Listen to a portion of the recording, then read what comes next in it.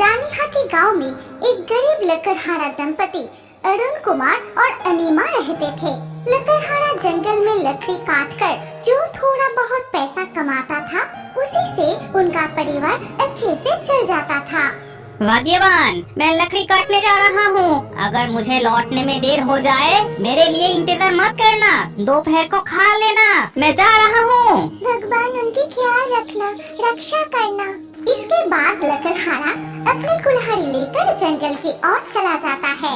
इस जंगल में ज्यादातर लोग नहीं आते थे, केवल गरीब लकड़हारे या कभी कभी पंछी शिकारी दिखाई देते थे। जंगल के इस हिस्सों से मैं सारे लकड़ियाँ काट चुका हूँ। आज और गहराइयों में जाना पड़ेगा, नहीं तो कल दाल चावल भी नहीं खरीद पाऊंगा। मैं जाता हूँ। ये कहकर लकड़हारा जंगल के और अंदर चला जाता है। अरे बाप रे, यहाँ जंगल कितना घना है। चारों ओर सन्नाटा और ऐसा लग रहा है जैसे दूर से कोई मुझे लगातार घूर रहा है। तभी उसकी नजर एक पुराने तालाब पर पड़ती है और वो तालाब के चारों ओर पेड़ों से घिरे हुए थे। अरे जंगल के बीच ऐसा तालाब, गांव में किसी से इसके बारे में तो नहीं सुना। गांव वाले को पता कैसे चलेगा? इस जंगल के इतनी गहराइयों में कोई आता जाता भी नहीं। तालाब के पास इन पेड़ों से ही लकड़ी काटता हूँ।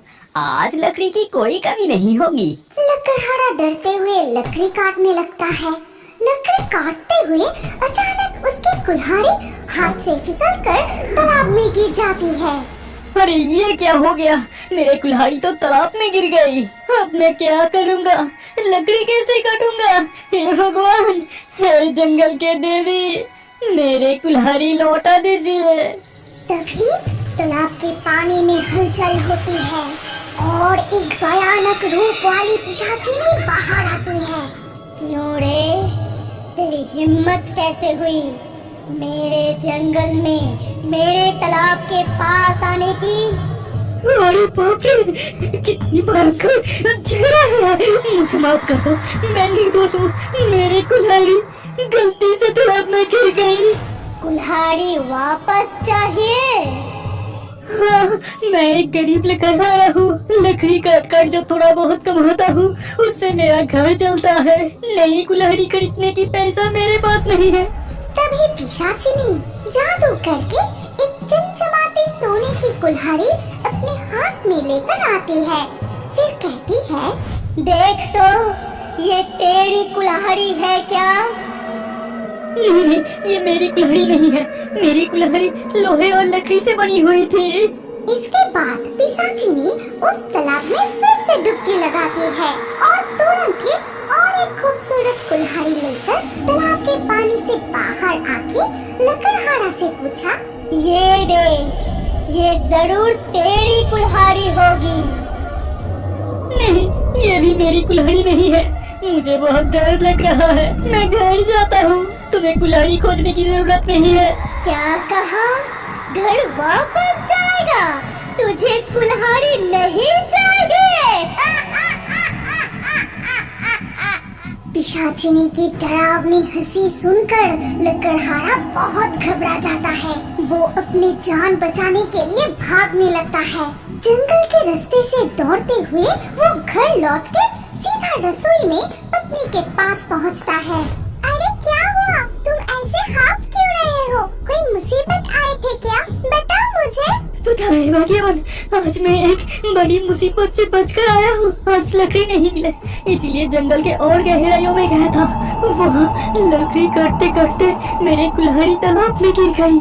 फिर अचानक लकड़हारा अपनी पत्नी अनीमा को पूरी घटना बताता है। सब कुछ सुनने के बाद अनीमा हैरान होकर कहती है, सुनो, तुम उस तालाब के पास भूल कर भी मत जाना। न जाने तुम किस पिशाच के मायाजाल में फंस गए थे। माँ दुर्गा ने ही तुम्हारी रक्षा की है। फिर अगले दिन सुबह, ए जी, आज लकड़ी काटने नहीं जाओगे? लकड़ी कैसे काटूंगा? नए कुल्हाड़ी खरीदने के भी पैसे नहीं है। हमारे घर में जो कटारी है वही लेके तुम जाओ। पता है, इससे ज्यादा लकड़ी नहीं काटी जा सकती, पर जितनी हो सके उसे से ही चल जाएगा। लकड़हारा अपनी पत्नी से कटारी लेकर जंगल की ओर चलता है।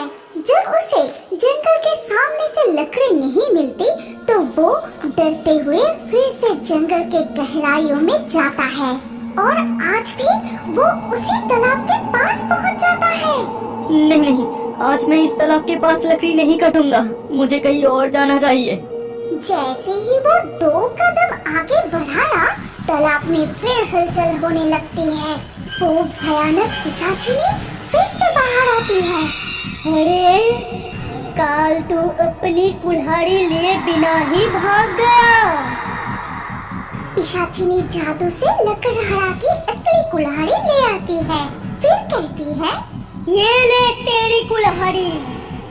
लकड़हारा डरते हुए अपने दोनों हाथ आगे बढ़ाता है और पिशाचिनी उसे उसकी असली कुल्हाड़ी दे देती है। कुल्हाड़ी लेते ही लकड़हारा भागकर जंगल की दूसरी ओर चला जाता है। मेरी कुल्हाड़ी मुझे फिर से मिल गई। लकड़हारा खुश होकर बहुत सी लकड़ी काटता है। फिर लकड़ी लेकर लौटते वक्त अचानक उसे ख्याल आता है, वो पिशाचिनी देखने में जितनी भयंकर है, अंदर से उतनी ही दयालु लगती है। मेरी कुल्हाड़ी लौटा दी, मैंने उसे धन्यवाद भी नहीं कहा, उससे डरकर भाग आया। मैं ये बिल्कुल ठीक नहीं किया। फिर लकड़हारा पेड़ से कुछ अमरूद और केले तोड़ता है पिशाचिनी को वेट में देने के लिए। फिर वो लकड़ी के गठरी सर पे उठाए पिशाचिनी की तालाब के पास जाता है। तभी पिशाचिनी तालाब के पानी से फिर से बाहर आती है। फिर से क्यों लौट आया? तुझे क्या चाहिए? धन्यवाद पिशाचिनी, मैं तुम्हारे लिए भेंट लेकर आया हूँ। मेरे लिए उपहार? तू तो बहुत नेक इंसान है और तुझ में जरा सा भी लालच नहीं है। तुम्हारी शकल जितनी डरावनी है, तुम उतनी ही दयालु हो। तुम्हारी असली परिचय क्या है पिशाचिनी? मेरी असली रूप देखेगा? तुझे मेरी असली चेहरा दिखाने में कोई ऐतराज नहीं। तभी पिशाचिनी अपना रूप बदलकर एक सुनहरी जलपरी बन जाती है और उसका दिव्य रूप देखकर लकड़हारा मंत्रमुग्ध हो जाता है। आज पहली बार कोई इंसान मुझे नुकसान न पहुंचा के तोहफा दिया। तुझे भी मेरा एक उपहार लेना होगा।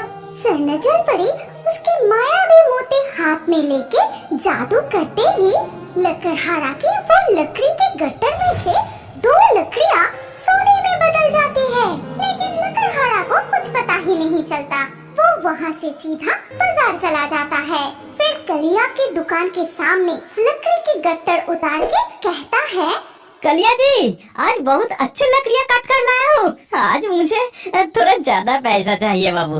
कलिया की नजर सीधा जाता है उस लकड़ी के गट्टर पर, क्योंकि उसमें 2 चमचमाती हुई सोने की लकड़ी थी। तुझे ये 2 लकड़ी कहाँ से मिली? कलिया जी, मैंने तो जंगल से ऐसे लकड़ियाँ काट कर नहीं लाया। अच्छा, वो मुझे कह रही थी मुझे कुछ उपहार देगी।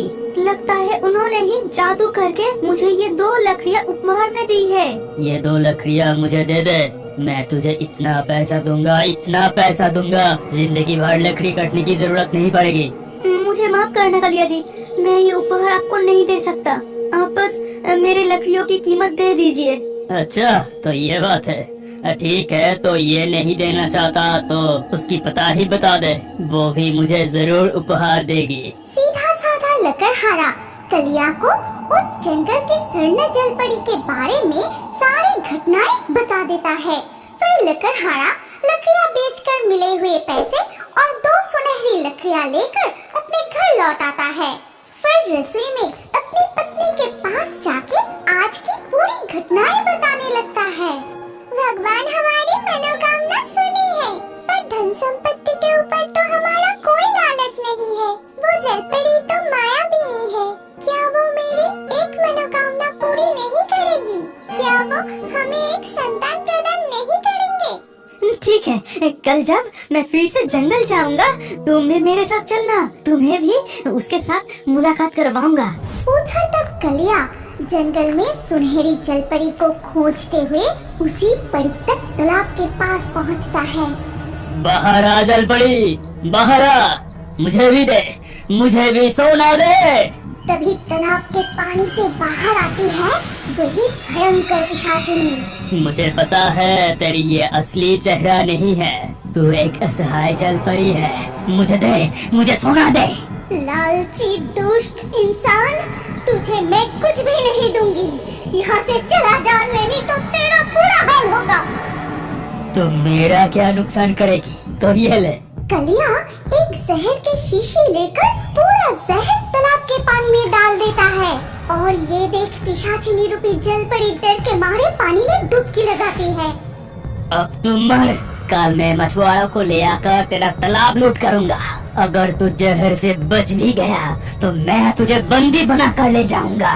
कलिया लौट जाता है और अगले दिन सुबह लकड़हारा अपनी पत्नी को साथ लेकर उस तालाब के पास पहुंचते ही वो जो देखा उसे लकड़हारा बहुत रोने लगता है।